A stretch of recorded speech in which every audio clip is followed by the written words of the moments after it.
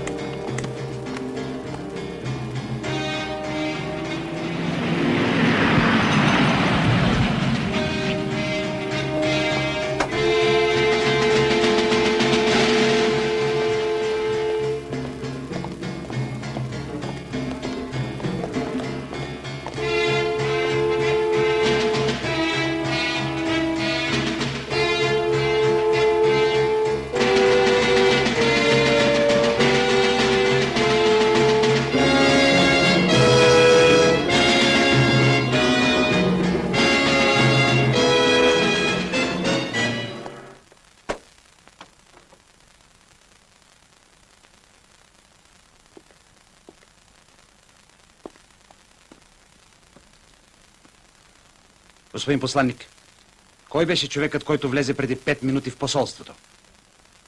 Господин майор, такива въпроси може да задавате на вашите подчинени, но не и на посланника на Съветския съюз. Но аз имам най-точни сведения.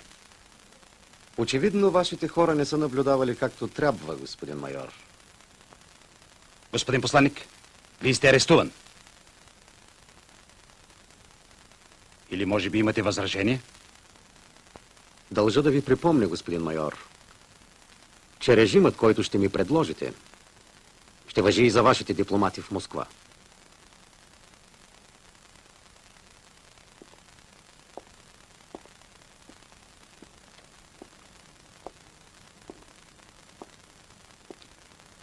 Предайте ми всички ключове от посолството.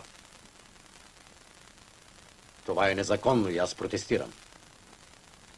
От сега нататък цялата отговорност за последствията пада върху вас.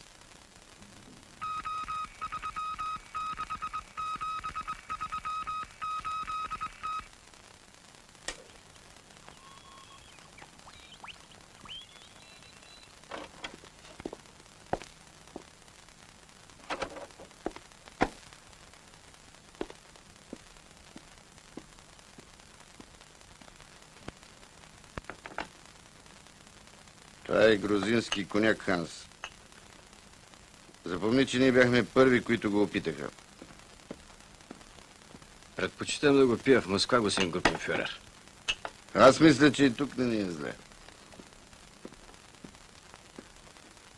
Войната ще свърши най-много за 3 седмици.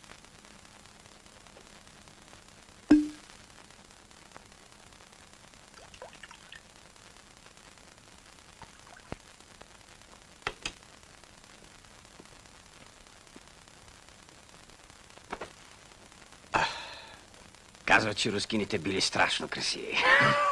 Надявам се, че ще имаме възможност да проверим това, Ханс.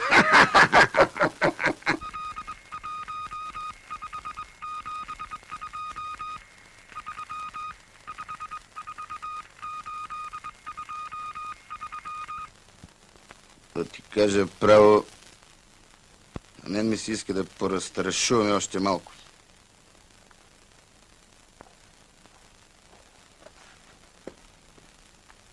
Ти ли направи впечатление, че няма почти никаква валута?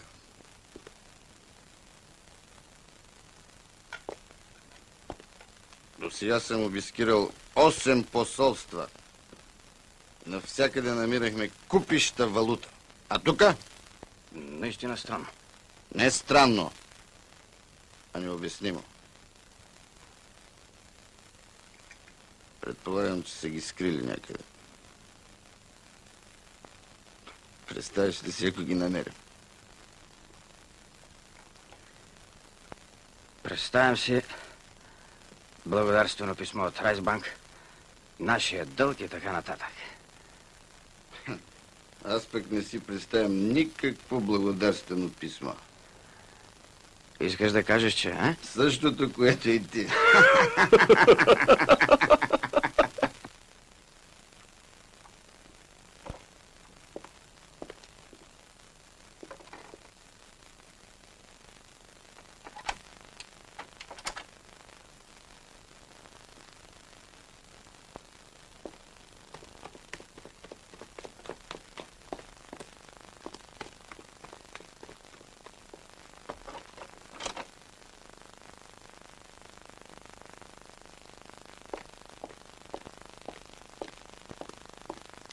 Die Zukunft des Deutschen Reiches und unseres Volkes wieder in die Hand unserer Soldaten zu legen.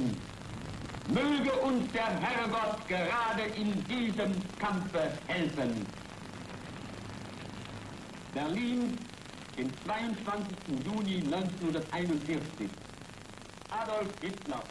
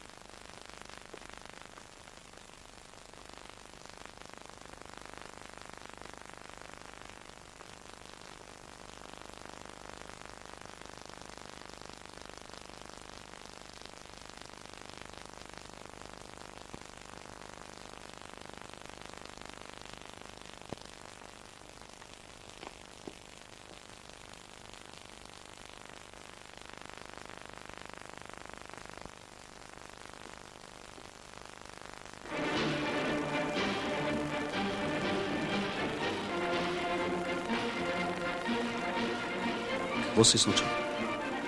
Нареждане от Москва.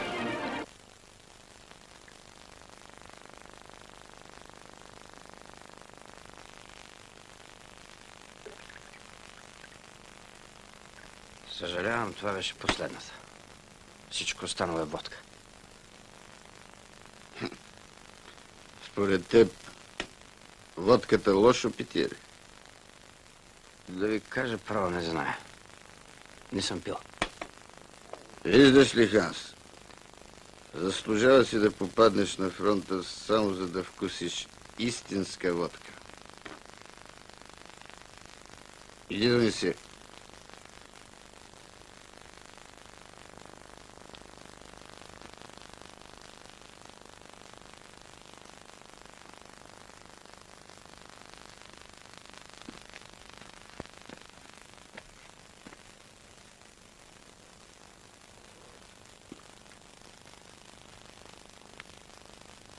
Но там има различни марки. От всички марки по една гледай само да са по-студени.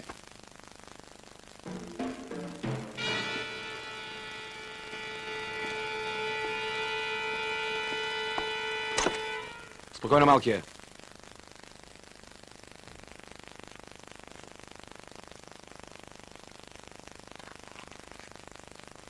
Върни се на мястото си.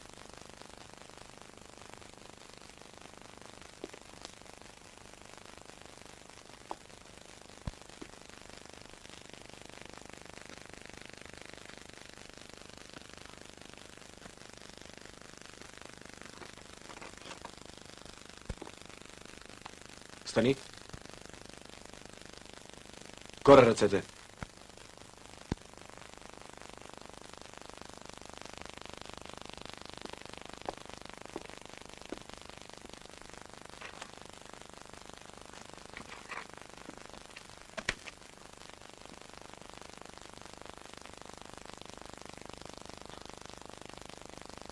Моля да запазите тишина. Както виждате, пистолетът ми е съвсем безшумен.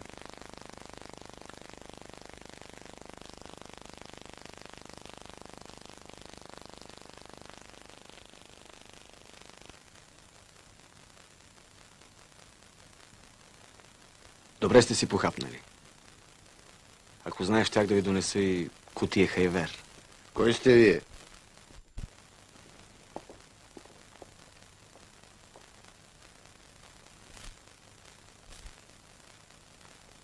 Да ви се представя. Аз съм човека, който трябва да излезе от тук.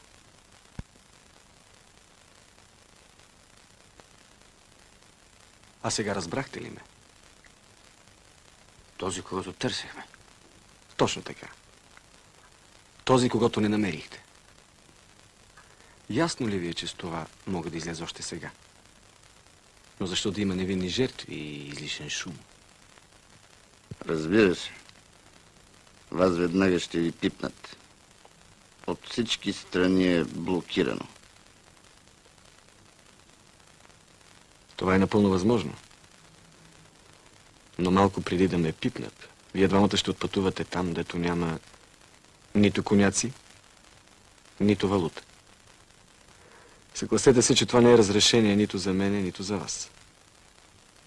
Така ли е?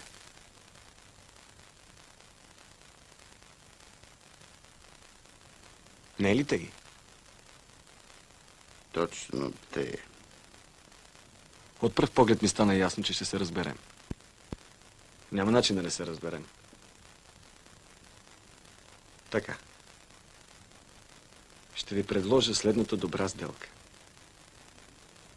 Аз ще ви броя на ръка на двамата по $500. А вие, хер Групенфюрер, ще ме измъкнете от тук.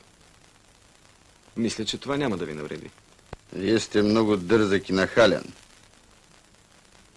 Характер, хер Групенфюрер. И освен това стрелям без грешка. Заплашвате ли? Не. Няма намерение да ви заплашвам. Само ви съобщавам, че ако не приемате предложението ми, мисля, ще трябва да се възползвам от вашите униформи. А както знаете, те се свалят много по-лесно от мъртви хора. Или може би наистина не вярвате, че имам $. 100 парчета по $10 и 30 секунди, за да решите.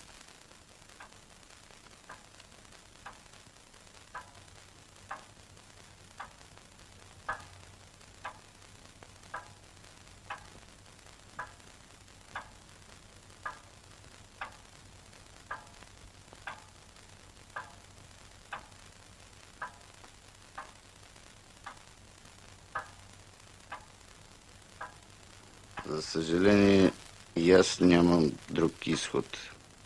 Ето това вече е умно. Първо, вържете вашето приятелче да не извика, докато сме навън. Второ, ще ме придружите само за 5 минути.